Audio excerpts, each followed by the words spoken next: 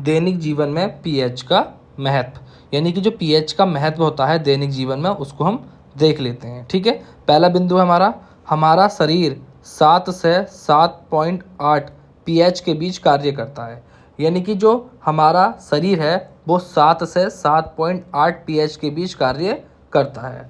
हमारे शरीर का पीएच का जो मान होता है वो 7 से 7.8 तक होता है।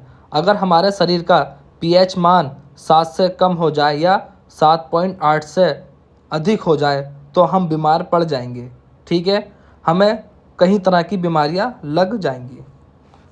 अगला बिंदु है वर्षा के जल का पीएच मान जब 5.6 से कम हो जाता है तो अम्लीय वर्षा कहलाता है। यानी अम्लीय वर्षा के कारण ताजमहल का जो रंग है वो पीला हो चुका है। तो ये थोड़ा थोड़ा महत्वपूर्ण है, बहुत ज़्यादा।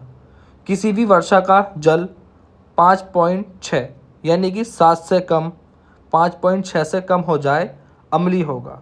अम्लीय वर्षा के कारण पहले ताजमहल का रंग सफ़ेद यानी कि बिल्कुल चमकीला होता था। ताजमहल अम्लीय वर्षा के कारण ताजमहल का जो रंग है वो थोड़ा थोड़ा पीला हो चुका है।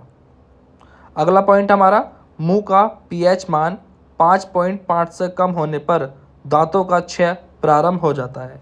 यानी कि मुंह का जो पीएच मान होता है वो कितना होता है, 5.5 से कम होने पर दांतों का क्षय प्रारंभ हो जाता है। अगर हमारे मुंह का पीएच मान 5.5 से कम हो जाता है तो हमारे जो दांत हैं वो गलना शुरू कर देंगे। क्षय का मतलब होता है गलना।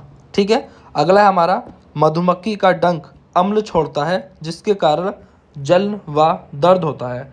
अब अगर कोई मधुमक्खी काट लेती है तो जो उसका डंक होता है वो शरीर के अंदर होता है और वो अम्लीय होता है, जिसके अंदर क्या होता है, मैथेनोइक होता है। यानी कि वो जो मधुमक्खी का जो डंक होता है वो मैथेनोइक अम्ल छोड़ देता है। अगला टॉपिक है अच्छी उपज के लिए पौधों को एक विशिष्ट पीएच की आवश्यकता होती है। यानी कि अलग अलग पौधों में एक अलग अलग पीएच का मान होता है। तो इसलिए अच्छी उपज के लिए यानी कि अच्छी उपजाऊ के लिए पौधों को एक विशिष्ट पीएच की आवश्यकता होती है।